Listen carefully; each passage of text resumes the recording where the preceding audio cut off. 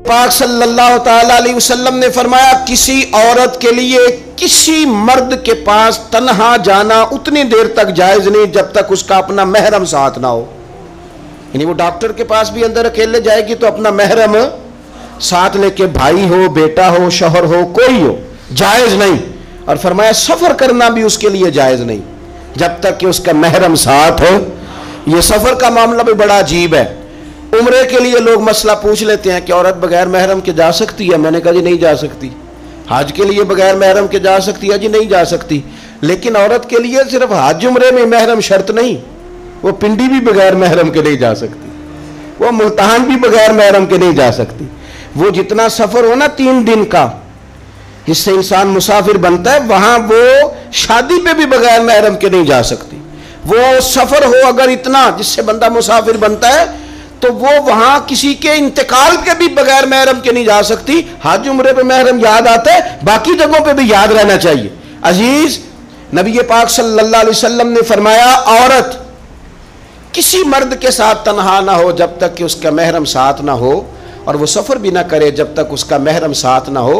एक सहाबी उठ के खड़े हो गए, बुखारी मुस्लिम है, अर्ज करने लगे, या रसूल अल्लाह सल्लल्लाहु अलैहि वसल्लम, मेरी बीवी तो हज करने जा रही है और मेरा नाम जिहाद के लिए गज़वे में लिख दिया गया, वो जा रही है हज के लिए और मैं जा रहा हूं जिहाद के लिए, तो मेरे लिए क्या हुक्म है?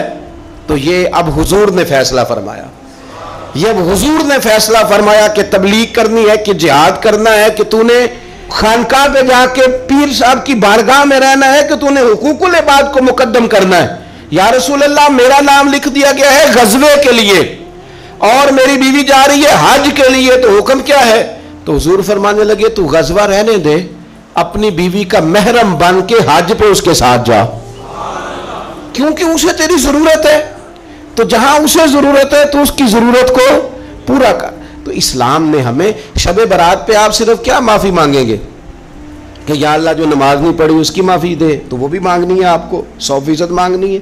आइंदा से नमाजें पूरी करने का अहद करना है। लेकिन मेरे भाई, जो आपने हुकूकुल इबाद जाया किए हैं उनकी भी आपको माफी मांगनी है और सामने वाले से माफी लेनी है, राजी करके, बंदूक के जोर पे नहीं। क्या आप टेलीफोन करके कहें मैंने मैसेज लिखा था तो आपने जवाब क्यों नहीं दिया, रिप्लाई क्यों नहीं किया? आप कहें मैंने माफ किया, भाई आप बंदूक के जोर पे माफी लेंगे?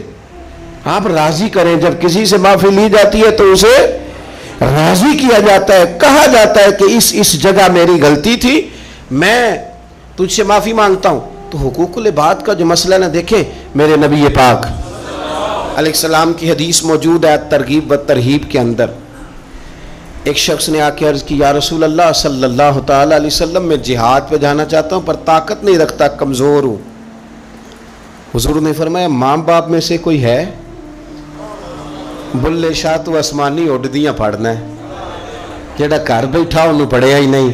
मां बाप में से कोई है? या रसूल अल्लाह, मेरी वालदा जिंदा है। तो नबी पाक अलैहिस्सलाम ने फरमाया, घर जाके उसकी खिदमत कर। उसने खाली जिहाद का पूछा था, जिहाद का। हुजूर ने 3 बातें इरशाद फरमाई, मां जिंदा है, हुजूर जिंदा है, फरमाया घर जाके उसकी खिदमत कर, अल्लाह उसकी खिदमत पर हज का सवाब भी देगा, उम्रे का सवाब भी देगा और जिहाद का अजर भी अता फरमाएगा।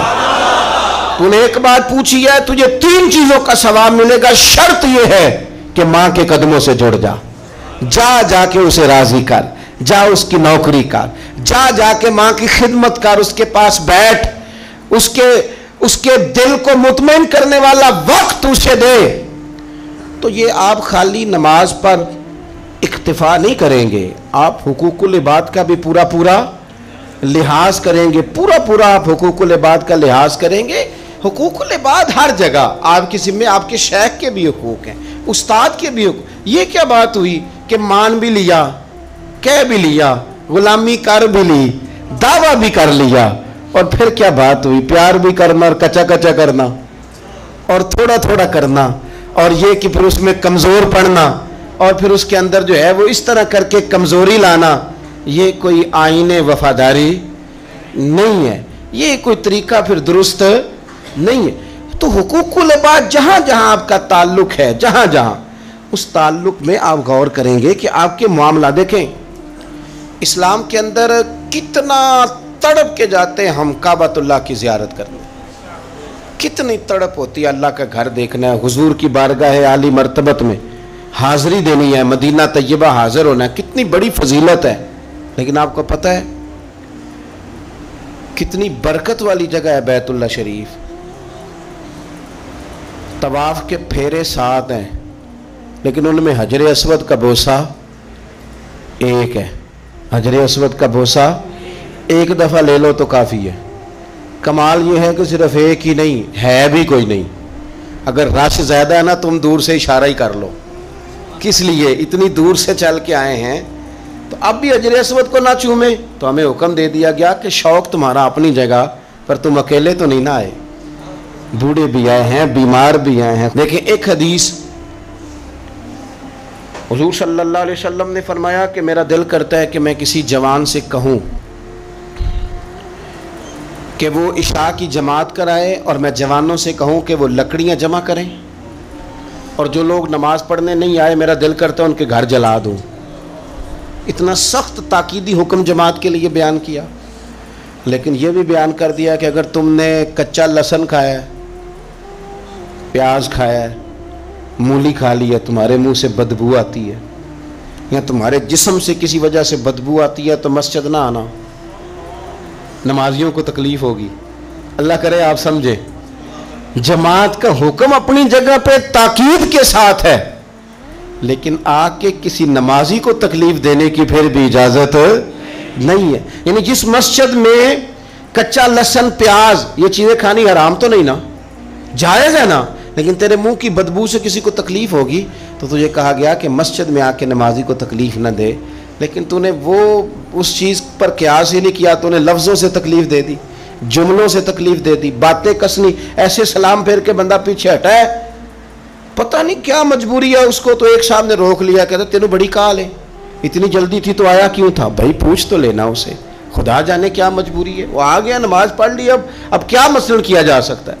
तो इस तरह ना करें। वो किसी ने कहा था मेरा उस शहर अदावत में बसेरा है जहाँ लोग सजदों में भी लोगों का बुरा सोचते हैं, लोग सजदों में भी लोगों का बुरा सोचते हैं।